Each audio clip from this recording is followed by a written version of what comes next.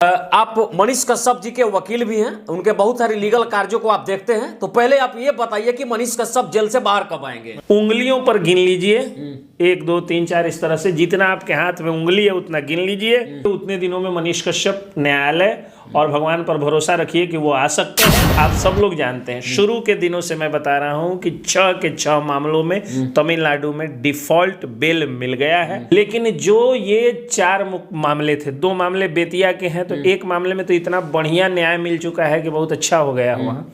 एक और मामला है जिसमें बेल मिल गया उनको यहाँ पे बेतिया में, बचा 4 ईओयू का मामला। उसमें 2 मामले में पहले ही बेल मिल चुका है। मतलब कि जैसे ही खरमास में ठंडी अपने पूरे चरम पे होगा, उसी ठंडी में गर्माहट का एहसास मिलेगा कि मनीष कश्यप जेल से बाहर आ जाएंगे। मनीष कश्यप के दर्शकों के लिए, के जो व्यूअर्स हैं और उनके जो फैंस हैं, समर्थकों के लिए मेरा यही कहना है कि आप लोग दिल थाम के रखिए, उंगलियों पर गिन लीजिए उतने दिनों में मनीष कश्यप न्यायालय और भगवान पर भरोसा रखिए कि वो आ सकते हैं। इस बात की चर्चा पूरे बिहार में हो रही है कि अपना सन ऑफ बिहार मनीष कश्यप अब जेल से बाहर आने वाला है। और अभी हमारे साथ मनीष कश्यप के वकीलों के साथ साथ हम पत्रकारों के वकील और गरीब दबे कुचले लोगों के वकील एसके पंकज हमारे साथ हैं। हम इनसे कुछ बातचीत करेंगे। सबसे पहले स्वागत है आपका। बहुत बहुत स्वागत और धन्यवाद आपका भी है भाई संजीत कुशवाहा जी, पुजारी। अच्छा, आप मनीष कश्यप जी के वकील भी हैं, उनके बहुत सारे लीगल कार्यों को आप देखते हैं, तो पहले आप ये बताइए कि मनीष कश्यप जेल से बाहर कब आएंगे? मनीष कश्यप मामलों में मैं यहाँ पर वकील हूँ।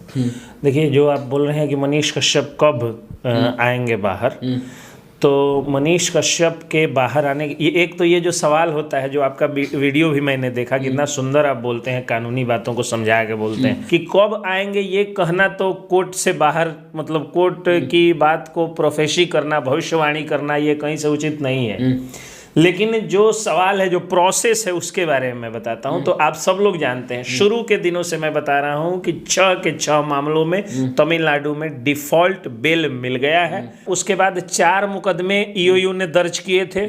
पटना में ईओयू थाने में दर्ज हुआ था। उसके अलावा कुछ और छिटपुट मुकदमे थे, मतलब लगभग बेतिया के 2 मामले, इसी तरह तीरपुर में एक मामला था, एक वाराणसी में था, तो वो चैनल पे था, वो सब उससे मनीष कश्यप के निकलने का कोई लेना देना नहीं है। लेकिन जो ये 4 मामले थे, 2 मामले बेतिया के हैं, तो एक मामले में तो इतना बढ़िया न्याय मिल चुका है कि बहुत अच्छा हो गया वहाँ। एक और मामला है जिसमें बेल मिल गया उनको यहाँ पे बेतिया में, बचा 4 ईओयू का मामला। उसमें 2 मामले में पहले ही बेल मिल चुका है। एक और मामला जो था, जो सूत्रों के हवाले से खबर माने तो, चूंकि पटना वाला केस तो मैं देख नहीं रहा हूं मनीष कश्यप, तो जो हमारे सोर्सेस बताते हैं, उन सोर्सेस के अकॉर्डिंगली जो कंप्लेंट बेस्ड एफआईआर वाला केस था, तो सोर्सेस बता रहे हैं कि उस एक मामले में जो थोड़ा सा लंबित भी था, लंबे समय से वो जो है लंबित भी था, उस मामले में भी मनीष कश्यप को बेल मिल गया है।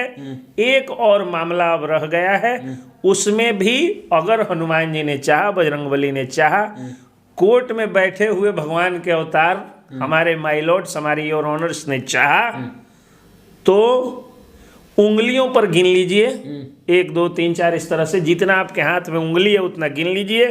मैं ये नहीं कहूँगा कि 1 बार गिनिए कि 10 बार गिनिए, क्योंकि वो मैं बता दूंगा तो फिर कोर्ट के वो मतलब कोर्ट की डिग्निटी के खिलाफ हो जाएगा। मतलब उंगलियों पे अब दिन को गिनते रहिए और मनीष कश्यप बाहर आ जाएंगे। मतलब कि जैसे ही खरमास में ठंडी अपने पूरे चरम पे होगा, उसी ठंडी में गर्माहट का एहसास मिलेगा कि मनीष कश्यप जेल से बाहर आ जाएंगे। और जेल से उनके बाहर आते ही फिर से देख लीजिएगा कि गरीबों की बात होने लगेगी, मजलूमों की बात होने लगेगी, मजदूरों की बात होने लगेगी, मतलब सारे जितने मध्यम वर्गीयों की बात होने लगेगी। जो धन पशुओं की बात होती है, जो केवल अमीरों को हर जगह अगली पंक्ति में कुर्सी या स्टेज पर जगह मिलती है, मनीष कश्यप के आने के बाद में अब स्थिति ऐसी हो जाएगी कि धन पशुओं को स्टेज पर जगह नहीं मिलेगी, मजदूरों को मिलेगी, छात्रों को मिलेगी, नौजवानों को मिलेगी, गरीबों को मिलेगी।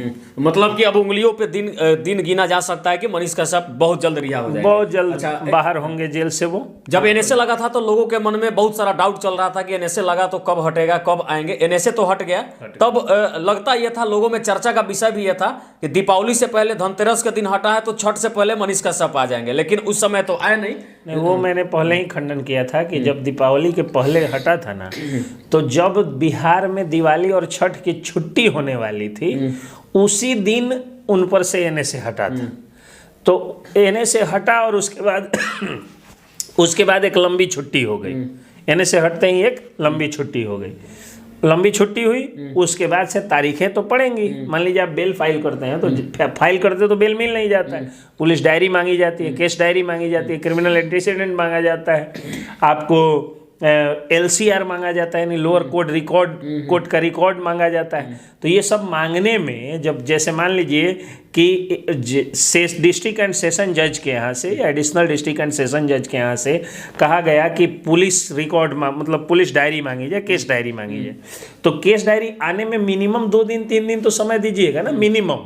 ज़्यादा से ज़्यादा समय ले सकती है। और पुलिस किनके हाथों में ये भी सब लोग जानता है, तो क्यों भाई 2 दिन 3 दिन में दे?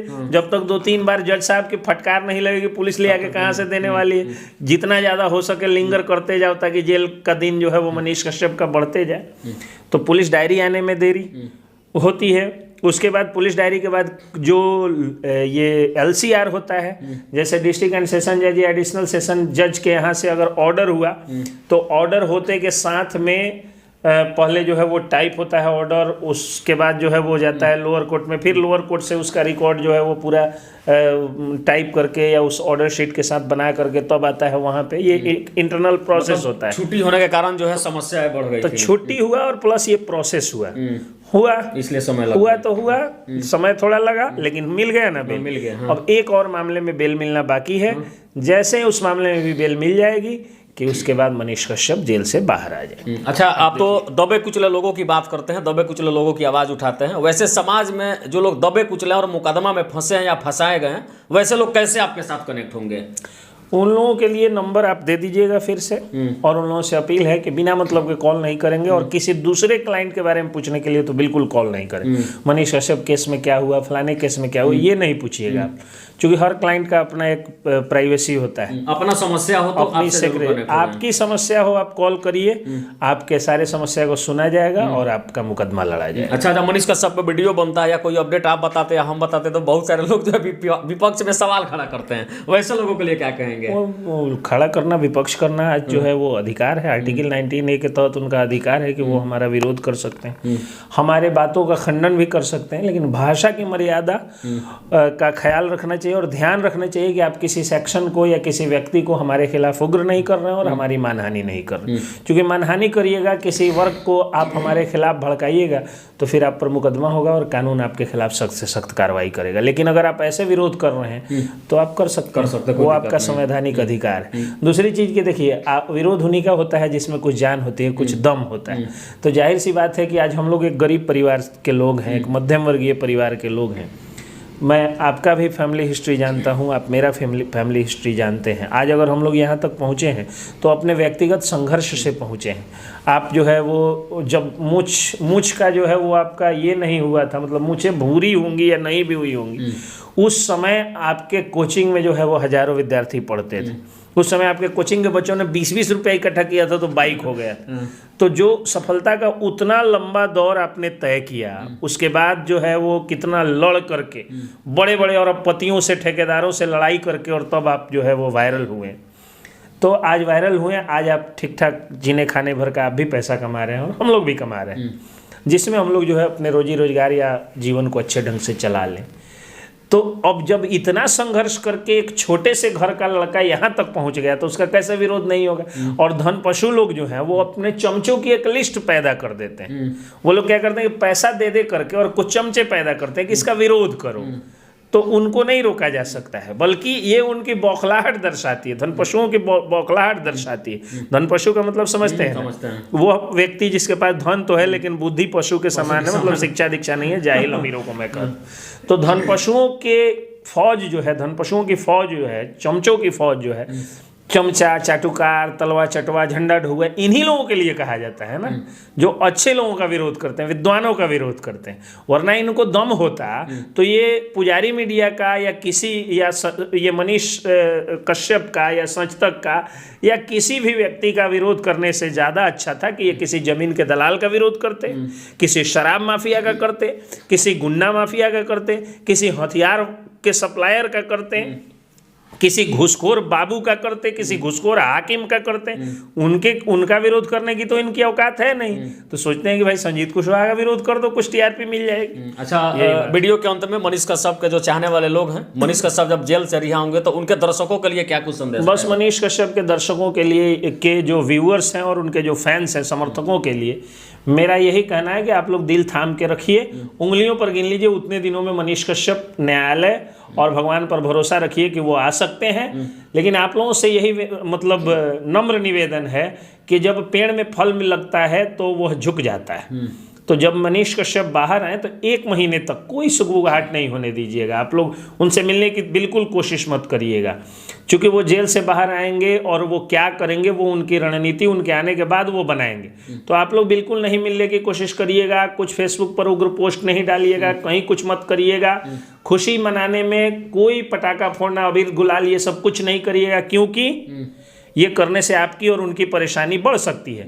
एक चीज मैं आप लोगों से यही कहूँगा कि मजदूरों के लिए पेंशन स्कीम की शुरुआत करने की आप लोग डिमांड शुरू कर दीजिए, एक हैशटैग चला दीजिए, पेंशन फॉर लेबरर्स, LPS, यानी लेबरर्स पेंशन स्कीम का आप लोग हैशटैग चलाइए, ट्विटर पर ट्रेंडिंग करिए, फेसबुक पर डिमांड करिए। और मनीष कश्यप अगर आएंगे तो हम लोग उनसे बात करेंगे और बात करके मजदूरों को पेंशन दिलवाने की, मजदूरों के स्वास्थ्य बीमा की, मजदूरों के जीवन बीमा की, मजदूरों को वो हर सुविधा जो सरकारी नौकरी वाले को मिलती है। आप हमको कम पैसा दीजिए चलेगा, हम ये नहीं कर रहे हैं कि हमको 80,000 रुपये का महीना दे दी। जो हम 500 रुपया महीने रोज कमाते हैं वो हम कमाएं, लेकिन अगर हमारा हाथ पैर टूट गया तो हमारे लिए जो है कोई बीमा होना चाहिए, इलाज की व्यवस्था मुफ्त में होनी चाहिए। अगर हम मर गए तो हमारे लिए कम से कम 25 लाख रुपए का बीमा होना चाहिए। और अगर हम बूढ़े हो गए, अगर हम रजिस्ट्रेशन करा लिए और 20 साल तक अगर मजदूर के रूप में काम कर लिए तो हमको कुछ पेंशन स्कीम भी हमारे लिए चाहिए, व्यवस्था होनी चाहिए। चलिए, बाकी आप एसके पंकज को सुन रहे थे जो हमारे साथ थे। मनीष कश्यप प्रकरण पे मैंने चर्चा किया, इन्होंने बताया भी कि वो कब जेल से बाहर आएंगे। बाकी वीडियो के अंत में आपका विचार क्या कहता बताइएगा, हम आपके प्रतिक्रिया का इंतजार कर रहे हैं। जय हिंद, जय बिहार। जय बिहार।